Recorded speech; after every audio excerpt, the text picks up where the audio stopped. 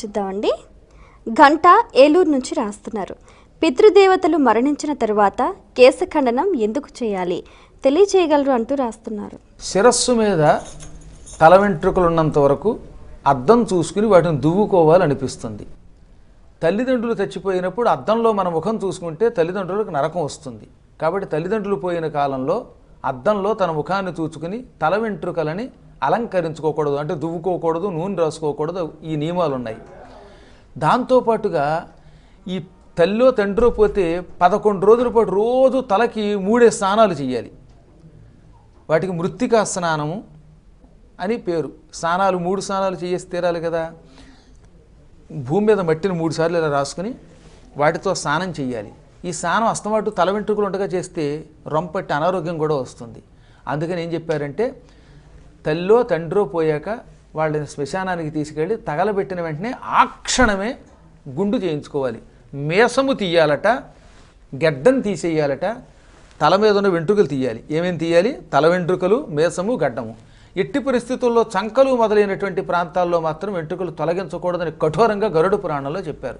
ఈ 3 మాత్రం మూతి, గడ్డము, శిరస్సు వీటిని గొరిగించాలి. మళ్ళీ 10వ రోజు ధర్మోదకాలు పూర్తయ్యాక 10వ రోజు కానీ 11వ రోజు కానీ ఈ రెండింటిలో ఏదో ఒక రోజు మాత్రం తప్పక శిరోమండనం చేయించుకోండి అని చెప్పాడు. సాధారణంగా 10వ రోజు అనేది సంప్రదాయం.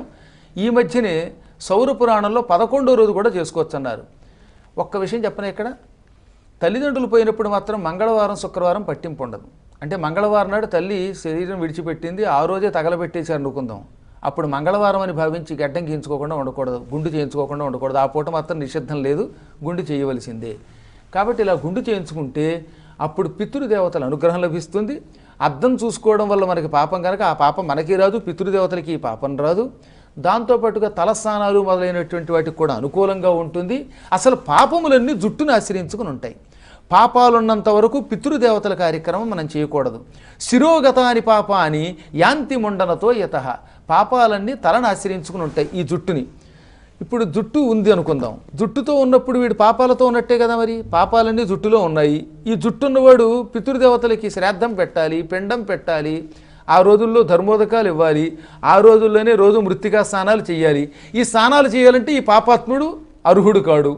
కాబట్టి ముందు పుణ్యాత్ముడైతేనే స్నానాలు చేయడానికి, పిండం పెట్టడానికి, కార్యక్రమాలు చేయడానికి పనికొస్తాడు. పాపాలు పోయి పుణ్యాత్ముడు అవ్వాలంటే ఏం చేయాలన్నమాట? పాపములకు మూల కారణమైన జుట్టుని తీసిపారేయాలి. అందుకని జుట్టు తీసి తీరాలి. జుట్టు తీయక